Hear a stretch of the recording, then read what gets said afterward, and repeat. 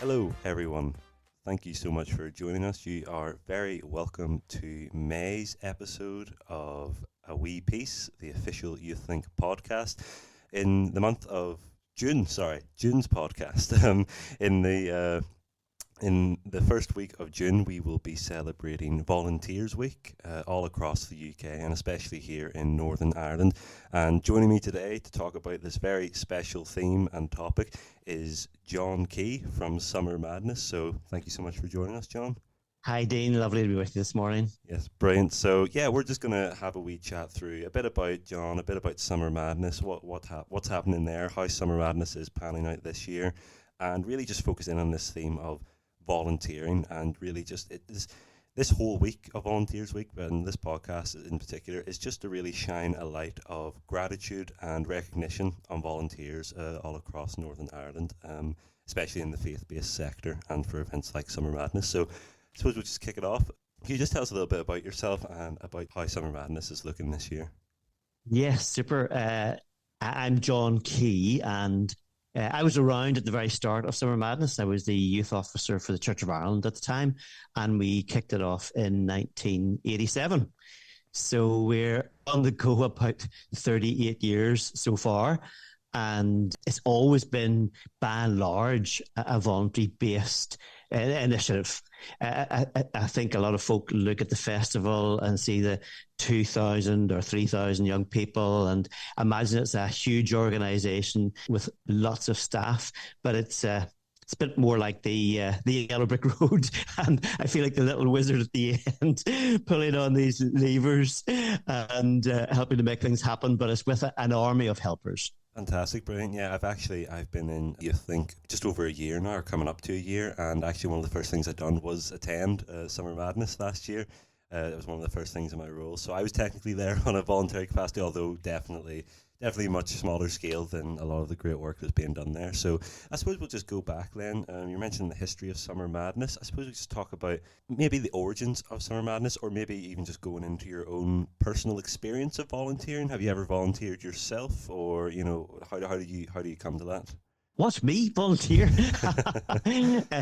That's where we all start, really, isn't it? As a teenager, back in my home church in Lurgan, I got drawn in quite quickly to help out with the youth clubs.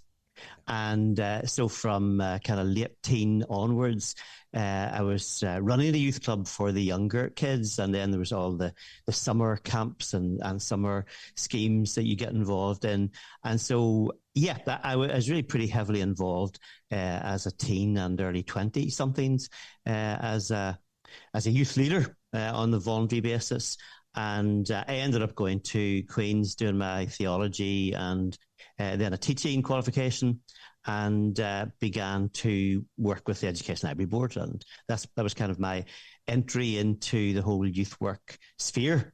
But it was based on those foundations of the local church. Absolutely, and obviously, I think we always find that these kind of careers in youth work or different things in this sector always kind of do start from the church. It starts from sort of your own crop, kind of where you're grown, where you spend a lot of your time, and it's kind of where people get this recognition of, actually, I do want to do a bit more. I want to help out, and obviously in these cases, it turns out to be so much more. So I suppose just highlighting that recognition on volunteers. Do you think volunteering because obviously volunteering, you can volunteer in so many different ways and capacities for really whatever you feel called to, but do you think there's any difference between volunteering within a faith-based capacity, or with your church or with faith-based events, any difference between that and volunteering maybe outside of that, just at local youth clubs? Although we find here in Northern Ireland youth clubs and all, they're usually connected to churches in some way. Do you think,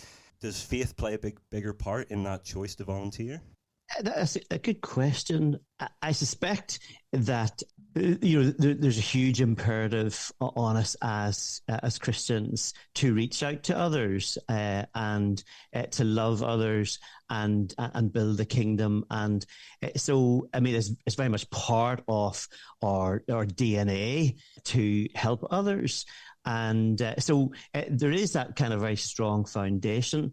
But I was at a thing a little while ago, around the whole question of volunteering that Andy Hickford was leading.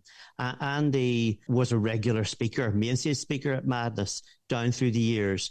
He's a brilliant teacher. He led a church in the south of England, and he's now into kind of leadership consultancy. And he put it this way. He said, if you're operating with volunteers and you want to motivate them and keep them engaged and involved, you have to recognize that volunteers need to love what they're doing and why they're doing it, who they're doing it with, and how it helps them to grow.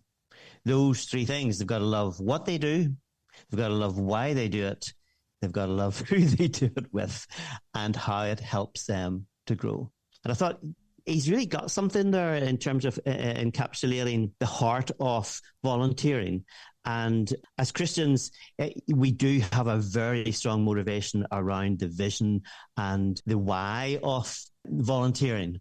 And whether it's in a youth work setting or helping out with elderly or visiting the sick or reaching folk who have real difficulties in life, whatever it is, you've got to be committed to the why and what it is you're doing. And there's a really strong element of who you're doing it with and how it helps you as well. And I could see that reflected in my own journey and in actually the body of volunteers around Summer Madness as well. So yes, there are strong links across faith or statutory services or whatever, but there's a clear dimension within the faith-based sector around the commitment to why we're doing stuff. I think that's a great way to put it: the what, why, and who. Yeah, I like Andy's way. So shout out to Andy Hickford for that one. No, that is really, really powerful, and especially again in that faith base, because it's often that why then comes from the faith and why you love to do it. And really with volunteering, it really is, in a sense, always out of love. You have to really love something to be able to give your time to, because, obviously we all have experiences of work and working, and even for people who really love their job, it's still a job. You're still going in, you're putting in the hours, putting in the toil. But to volunteer and to actually go a step above, you almost think of the Gospels, you think of Jesus saying, go the extra mile. Volunteering is really sort of a really great structured way of doing that and carrying that out. So yeah, it really is like you have to love that why. And I think we all know in work, the who is especially important as well. Who are you working for and who you're working with, especially in volunteering when it's giving up your free time. Okay, Brian, so I suppose just moving the conversation then back to around Summer Madness, just how, I suppose you can open this question broadly as well. How important are volunteers generally, and in a specific context from your experience, to Summer Madness? Like, how core or is volunteering to something like this? Would be impossible without volunteers. I did a calculation a couple of years ago around the amount of volunteering at Summer Madness. And I've been involved in Madness all this time, and I should really know these things in the back of my head. But I decided to put it into a spreadsheet, and I calculated the amount of people and the amount of hours that were given into the festival during the 5 days and throughout the year and so forth. And I've sent you a link. You can fact check this for your viewers and listeners later on. But it actually turned out that the number of volunteer hours that Madness requires each year is around about 14,000 voluntary hours every year. And in addition to that, the partner agencies, Tear Fund, Salt Factory Sport, Youth for Christ, YWAM, CIYD, 24/7, yourselves, and YouthLink, and the Hub. It's a collaboration, as you know. The festival really is a collaboration. The partner agencies are easily putting in another 7,000 volunteer hours.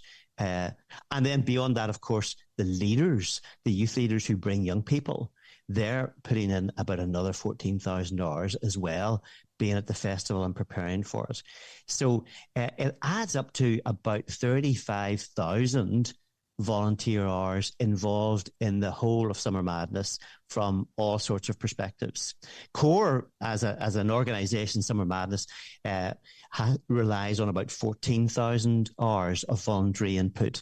And if you can bear with me, the nerd part converts that 14,000 into approximately 8 full-time jobs. If you break that down 8 hours a day into a full-time job, that actually is the equivalent of 8 full-time jobs throughout the year. Not 8 full-time people at the festival, but 8 full-time jobs throughout the entire year. So we would have to find, if we were paying people a minimum wage, we would have to find another £100,000 just to replace the volunteer input. And that's just directly from Summer Madness. The partner agencies, it's all the same. So yes, it is somewhat important to us. I have done the calculations, and I even staggered myself. Yeah, no, I was having a look at that just before we started. I've even got it here looking at it. It really is just impressive to see the numbers break down into that, because, in volunteering, because it is such a, giving of yourself to something, you almost don't take that into account in the same way you would if you were working or in, in a more structured role. And that's incredible. So 8 full-time jobs throughout the year, that is incredible. Yeah, no, wow. And even the numbers you're working with there, and so many different factors, not only the core team, like you say, but then everyone who's then coming. Yeah. I mean, even within our own organisation, when you look at it, we have teams for stewarding, prayer ministry, seminars, admin, venue managers, main stage, catering, security, medical, logistics, subcamps, arts, production, IT, seminars, and the board of directors. Yes, it goes on and on. Amazing. It just goes to show, people can think about volunteering as just this wee small thing, maybe, and there's definitely smaller ways you can volunteer and help out, but just really how such great things and great events like Summer Madness can just be built entirely on the back of volunteering in this way. That is really a huge commitment and a huge pull together of all those different areas and all those volunteers, and it's just it's just amazing. So I suppose, what would you say, because obviously a lot of people consider going towards volunteering if it's something they love, it's something they want to do, or maybe sometimes, for younger people especially, it's maybe something just for the CV, it's something, it helps to get them a bit more experience and a bit more knowledge and a bit more networking in that sense. So I suppose I've maybe touched on a few there, but I'll pass it over to you. What do you think the main benefits of volunteering would be? Well, I do remember reading a report, and perhaps you've come across it, Dean, somewhere, because I can't quite nail it down as to where I read it, but volunteering is good for your health. It has been studied sociologically and in every other way, and it turns out that those who volunteer actually live longer and happier and healthier. Wow. So I'll start with a big claim, because I know it has been studied, but it also is it's really good for your faith. Because we actually develop our faith in doing and in giving back. And I've seen that I suppose I can testify to it myself. I know that Summer Madness and all of the voluntary input that I give, because I guess I don't get paid for the extra 20 hours a week that I do in May, June and July. But the impact that it has on you when you're working alongside others and giving of yourself is very powerful. And I have yet to come away from Summer Madness in any year not having been blessed myself. And there's something of that must be happening, I think, right across our volunteers, because not only do we make use of so many thousands of volunteer hours, but people do come back time and time again. And I've seen individuals who have volunteered throughout their lives, and now their kids are coming to Summer Madness and volunteering as well. And it is that aspect of family. Really, folk regard the volunteering at Madness as part of their family experience. So there's a little warning. If you come and volunteer for your Duke of Edinburgh or for your CV or whatever it is, you could end up hanging around for decades. I'm going to tell you one story about one of the many legend volunteers at Madness, because I have repeated this one on occasion. But after the very first Summer Madness in 1987, a young lady who had come to Summer Madness from Ballymena, was heading back home, and she missed her bus from Enniskillen and came back on site and asked if there was anything she could do to help, because she missed her bus. And so she mucked in and helped out with the pull down of Madness, maybe stayed a day or whatever, and came back on team the following year. So she was at the first one in 87, she was on team in 88, and she is still on team. She has retired from her day job, but not retired from Summer Madness. And Jo has done everything at Summer Madness, cleaned the toilets, helps with catering, bit of security, absolutely everything. And it's people like Jo that inspire me and inspire so many others around her. So you might come for 1 year and you might stay for 30 plus because because you want to, because you love it. Absolutely, yeah, and that is amazing to hear. And even like you say, you were touching on there, it becomes a family. It becomes like, a second home. You stop seeing it as a second job, and again, because you're giving your own time to it, you're not doing it for something in return per se.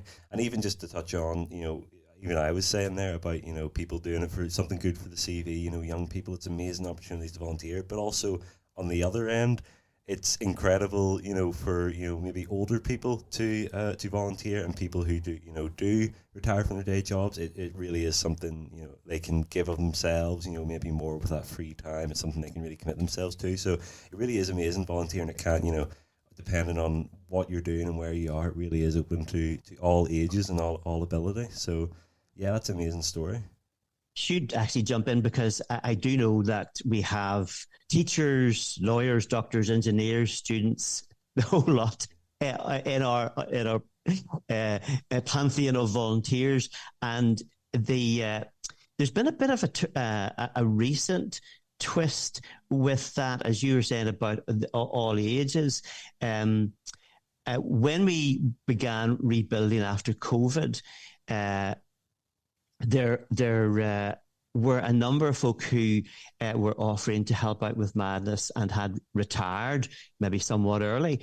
And I began to recognize that there's such a wealth of experience and expertise and willingness amongst that older group who may even be retired. And so I've named them our silver servers, as opposed to silver surfers. Our silver servers now are a thing. And I've got 3, 4, or 5 people who have offered a day a week for Madness. And they come in and they help out with everything from admin, finance, fundraising, relationship building, IT support. I mean, it's amazing. And they have really provided a bit of a backbone for us getting rebuilding Madness after COVID. And a number of them joined me through June, and we're almost full-time living up in Portland these days. And so, as you say, it's remarkable. In my head, I might have erred in thinking of volunteers as young people. And it's a bit silly, because I know so much the better now, both from our silver servers and, as I say, the range of people who help out at Madness. Well, and even what you touched on there about, like, the people who are coming into volunteering, it's anything from admin, to, working on other things, and like even to the point of, cleaning the toilets, doing all the small jobs, kind of small jobs you almost overlook, but if no one did them, it wouldn't get done. And that's amazing that, volunteering, it really is. You become a jack of all trades in that sense. And it really is about, again, that giving of yourself. It's not just, I'm here to do this role. And obviously there's maybe rules that volunteers will be maybe really catered to or strong for, but it really is a full team effort of where can I help out? And that comes from the first step of coming to volunteer.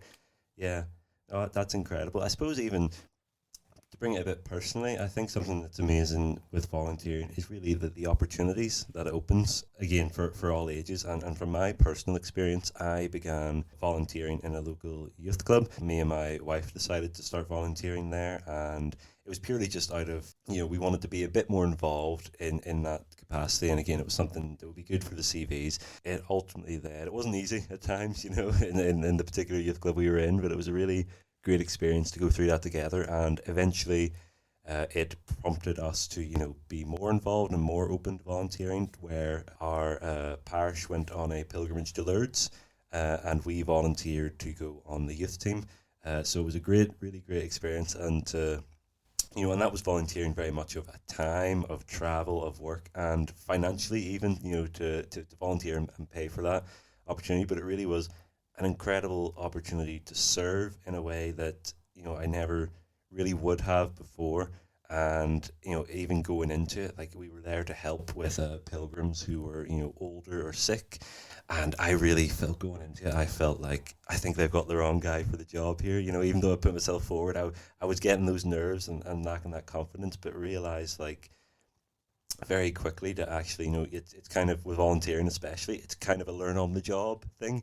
And you really do pick it up as you go into it. And ultimately, the reason I bring this story up is to say that on that pilgrimage, I happened to meet Joe McEwen, who just so happens to be in charge here at YouthLink. And it was through meeting him on that pilgrimage, getting to know him, that a year later, when I was volunteering at another thing in my parish, Joe happened to come and mention the opportunity of YouthLink to me. So volunteering really played a really big, important part in my life, and to get me to where I am now in this role, just when I look back in that way. And that's something I could maybe even overlook, because, ultimately, would I have been here doing what I'm doing, speaking with yourself, if I hadn't made that step to say, I want to volunteer, I want to go out there a bit more, So that's very personal. I know I turned it in on me there, but just a personal anecdote of how volunteering really does open these opportunities. And I suppose as it's open, do you have any other memorable stories or experiences with volunteers at Summer Madness, or anything else that sticks out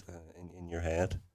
Well, I suppose one of the things that I couldn't not mention, of course, is that the fact that the big top that we use at Summer Madness, it's Ireland's biggest circus tent, and we put that up ourselves. So the chap who made the tent from the south of England, Michael Hurst, came over and delivered the tent and taught us how to put it up. And so since then, our own teams of volunteers have helped to put it up.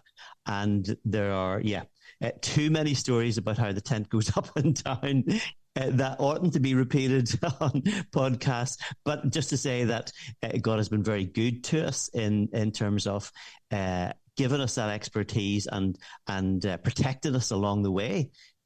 Because you really have to put your shoulder to the wheel to get some of these things done. It's not always a dry, sunny day when you're getting down to it. So, it's been remarkable just how God has led us through all of that.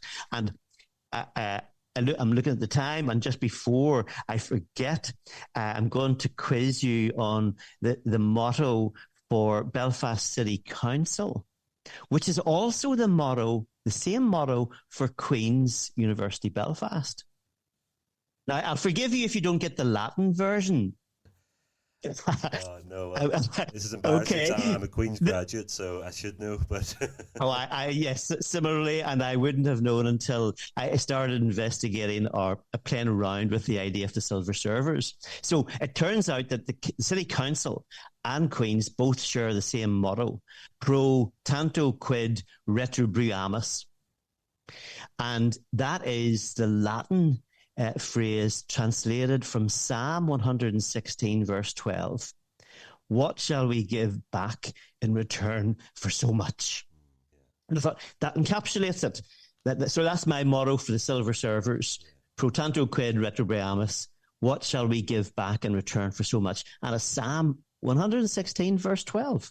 Wow, amazing. There you go. Never knew that. So it really is, that kind of volunteering and giving back is kind of built into our communities already. Wow. Yeah. Incredible. Yeah. And even in our city council and Queens, they refer back to what is essentially a scriptural base. Mm-hmm. Yeah. That is incredible. Wow, I'm going to have to look into that myself, actually. Yeah, I'll know for the next quiz. Yes. So I suppose, like you said, just looking at the time there, I suppose just to to bring things to a close here, just even touching on that quote there, it was really good. And another quote, you sent me some stuff through before this, and you sent me a wee video, and so I'll quote at the end of it. It was very simple, but it really did stand out to me as, if not you, then who? It's kind of this idea, the volunteers giving of themselves, giving themselves to something, and often you think about it, you can just take them for granted. Even the likes of putting the circus tent up, you see that, and you're happy it's there. You don't think about who put it up, how long it took, the work that went into it. And just this idea, for someone who's maybe a bit reluctant to volunteer, and kind of, it's sometimes that recognition, well, if you don't do it, what if the next 100 people don't do it like you? When is someone going to do it, and how will that get done? So I suppose just to close, is there anything, what would you say, maybe you've had to do this yourself with Summer Madness, but what would you say to someone who's considering volunteering? How would you encourage them? What advice would you give them? I would say one of the important things in life is to show up, to show up for your friends, to show up for your Christian brothers and sisters, and to show up for God. And so if you're basing things on your faith, I would say step out. And if you have any concerns or whatever, certainly have them dealt with, chat to people who are around, who are involved and so forth, explore it and all the rest of it. But you will not regret taking that first small step. And as we all have experienced, we get so much more out of it.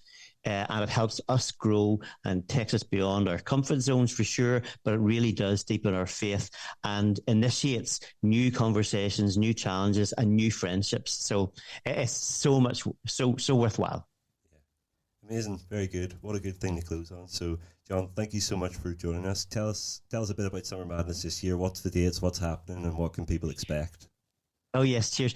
June the 27th, we kick off on the Friday through Tuesday. So June 27th, main stage guys are Dan Blythe, who's the kind of global youth guy for Alpha, and a chap called Joshua Green, who was with 24/7 Prayer, and he leads the Generation Zeal now. And our worship leaders from last year from Holland are back, Japheth and Sifra, and along with Jude Frame locally.